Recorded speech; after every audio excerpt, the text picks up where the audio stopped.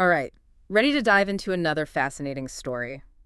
This time, we're looking at Historia to Walmart.txt and the incredible journey of Sam Walton. Yeah, from those humble beginnings to building, well, Walmart. It's incredible. You know, it's more than just a business story, though, right? It's really about how one man's vision ended up changing how America shops. Absolutely. I mean, think about it. This is the world's largest employer we're talking about, millions of employees. And it all started with one man and his drive to, well, sell things differently. He didn't exactly come from privilege either. No, not at all. Growing up in Oklahoma, a farmer's son, always on the move, trying to, find those opportunities. That's a whole story in itself, I think. It is. And you're hitting on something really important there. It wasn't just the moves, but the whole environment it created for Sam. His parents, they had their own struggles, but their work ethic, Yeah. incredible. Oh, yeah. His dad was always hustling to make ends meet, and his mom, get this, she started her own milk delivery business. Really? Oh, yeah. And young Sam, he was right there with her, milking the cows, making those deliveries. Wow. Talk about, a hands-on business education. You Yeah. can just picture him on that milk route, figuring out, the connection between hard work and putting food on the table. And it's more than just a sweet story. It actually sets the stage for how Sam approaches everything in life. Even as a teenager, he never shied away from hard work. Delivering papers, waiting tables, always learning, always understanding the value of, a dollar earned. And then there's that whole JCPenney story. Oh, yeah. I read that he almost got fired from there. He did. That doesn't sound like the Sam Walton we, think of today. Right. And the reason he almost got fired is kind of funny, actually. It wasn't some big mistake. It was the paperwork. Right, He just couldn't stand it. But here's the thing. He was a phenomenal salesman, naturally gifted. Huh. He was making an extra, get this, $25 a week in commission. On top of his regular pay. Yep. Just because he was so good with people. Wow. So, his people skills literally saved his job. Pretty much. It makes you wonder, what if he had been let go? Would we even have Walmart today? It's like a butterfly effect moment in history. Yeah. But, world events had other plans. World War II breaks out, and Sam enlists. He ends up in the Army Intelligence Corps, rises to the rank of captain even. Now, think about that for a second. All that strategic thinking, the leadership experience he must have gained, it all played a role in shaping him. Yeah, all those pieces were starting to come together. Exactly. And this is where he meets Helen, right? His future wife. That's right. And then after the war, they get married, and Sam's ready to put everything he's learned into action. And he did. In 1945, with a little help from his father-in-law, he buys his first store, Oh, yeah. a Ben Franklin franchise in Newport, Arkansas. A classic startup story. You would think so, right? Yep. But it had a twist. What do you mean? Well, this store, it was actually losing money when he bought it. Oh, wow. Talk about a challenge right out of the gate. That's a brave move, Yeah. taking over a failing business like that. It was. And on top of that, the landlord, he had this, well, pretty tough lease agreement. Sam had to pay 5% of his sales as rent. 5%. So the more successful he became, the more he'd owe. Exactly. But this is where you start to see Sam's retail genius emerge. He knew that to succeed, he had to offer something irresistible to customers. Which was... Lower prices. Of course. It's the Walmart way, even back then. Right. And that's where his real innovation began. He was absolutely relentless about cutting costs wherever he could. Like with that self-service system, I read about that. Exactly. His story, the Walmart.txt, mentions he was the first in his area to actually do that, to introduce self-service. Really? Customers love the convenience, and Sam, his revenue tripled in just a year. He was proving that this whole low-price, high-efficiency model could actually work. That's amazing. Tripling his revenue. But I have a feeling there's more to this story. Something about his landlord. There's always a catch. Right.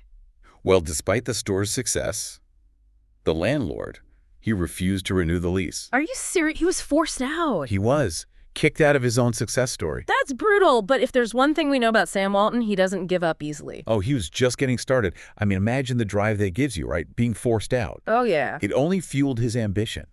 So it's 1950, he moves his family to Bentonville, Arkansas. Okay. Opens a new store, Walton's Five and Dime. Okay. But, and here's the big difference, he's not just rebuilding, he's thinking bigger.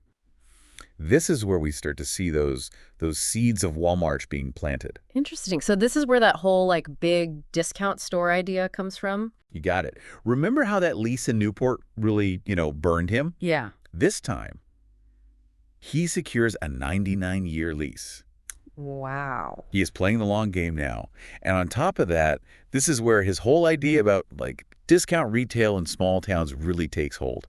He saw an opportunity nobody else did. Well, it makes sense, right? It does. I mean, people in rural areas, they need to shop too, but they were often stuck with, higher prices, fewer options. Exactly. And Sam, he truly believed that everyone deserved a fair deal, no matter where they lived.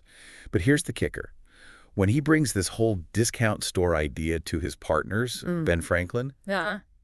they weren't into it. Really? I thought they were, like, in business together at this point. They were. But that's the thing about being ahead of the curve, Sometimes even your partners, they don't get it. They didn't believe in his whole vision of, lowering wholesale prices to make the model work. Thought it was too risky. So what did Sam do? I mean, I can guess. He didn't just walk away, did he? You know Sam better than that. Yeah. This is classic Sam Walton.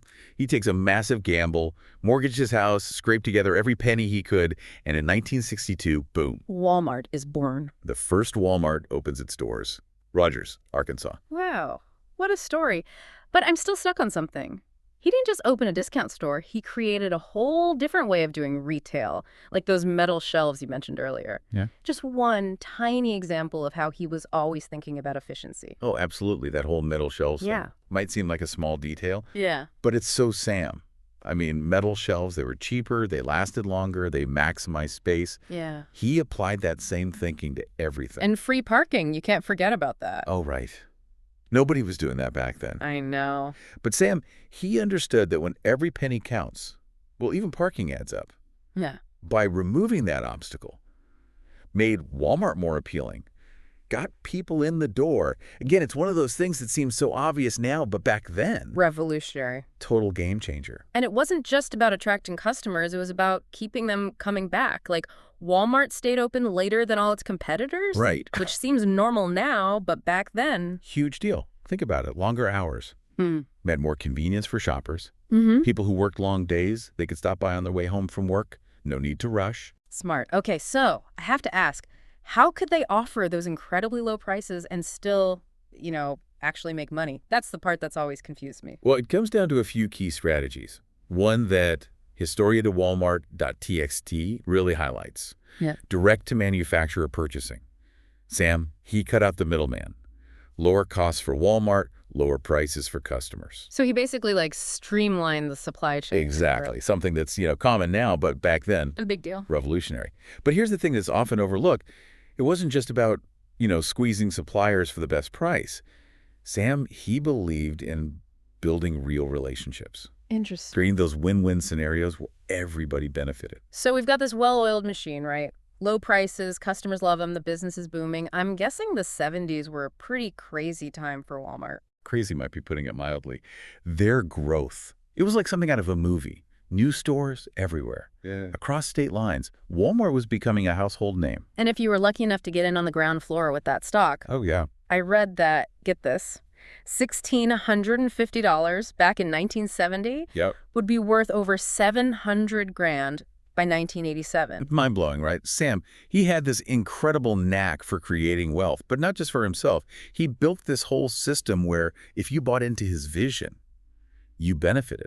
But that kind of success, it doesn't come without some, controversy. Well, for sure. There were people, especially those small businesses, worried that Walmart was, putting them out of business. Yep. And it's a debate that still goes on today. Definitely.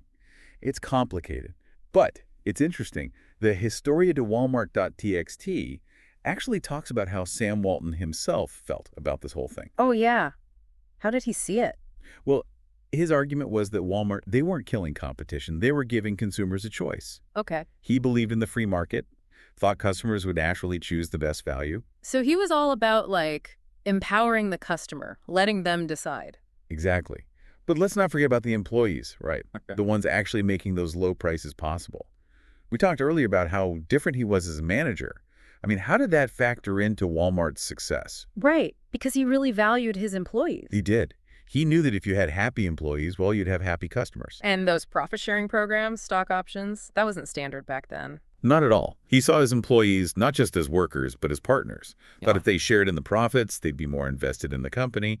And, well, you can't argue with the results. It's funny when you think about it, Sam Walton, he was kind of a walking contradiction, wasn't he? I mean, fiercely competitive, but deeply loyal to his people, revolutionized an entire industry, but still had his fair share of critics. And that's what makes his story so fascinating, right? Mm, There's so much to unpack.